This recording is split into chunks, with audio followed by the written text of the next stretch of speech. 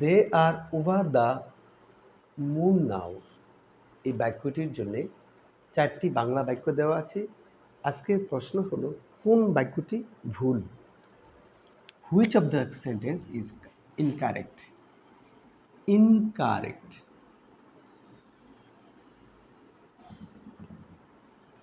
Incorrect sentence আমরা আজকে খুঁজে বের করব। শিক্ষার্থী দেখো, ইনকারেক্ট সেন্টেন্স খোঁজার জন্য যখন বলা হলো, একজন শিক্ষার্থী এই ওভার শব্দটির জন্যে সে প্রথমে ভাবছে ওভার মানে উপর, যে বাক্যে উপর আছে এই বাক্যটি সে ভাবছে সঠিক, আর উপর জাতীয় কিচ্ছু নেই যেখানে, এখানে ওভারের কোনো আলামত নেই, সে ভাবছে এই বাক্যটি ভুল। প্রথম তার ভাবনার অবস্থা আমরা একটু দেখলাম।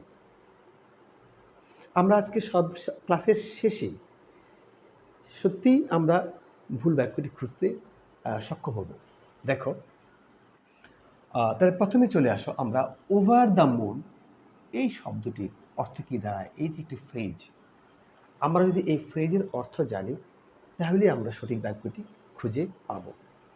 যেমন দেখো, হাঁটছি, এই হাঁটার কোনো ব্যাপার কিন্তু এখানে নেই, তাহলে আমরা এই বাক্যটিকে ভুল ধরে ফেলতে পারি। শিক্ষার্থী দেখো, এবার দেখো যে স্বপ্ন, স্বপ্নের কোনো আলামত কিন্তু এই বাক্যের মধ্যে নেই। যেহেতু স্বপ্নের কোনো আলামত নেই, তাহলে এই স্বপ্নের বাক্যটি এইটাও ভুল। শিক্ষার্থী এবার দেখো, এই উপর থাকার পরেও যেটা একজন শিক্ষার্থী প্রথমে ভাবছিল এটা কারেক্ট সেন্টেন্স। শিক্ষার্থী দেখো, তাহলে এই বাক্যটিও ভুল। আসলে ভুল কিনা দেখো, আমরা এবার আলোচনায় চলে আসি।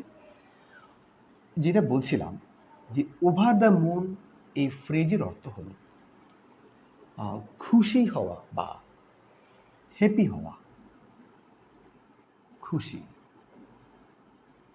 তাহলে দেখো এবার মিলাও, দে মানে তারা, ওভার দ্য মুন মানে খুশি, নাও মানে এখন। তাহলে দে আর ওভার দ্য মুন নাও, তারা এখন খুশি। এই বাক্যটির হুবহু এবং অর্থবহ অর্থ হলো তারা এখন খুশি। তাহলে আমরা আজকে সঠিক বাক্য খুঁজে পেলাম।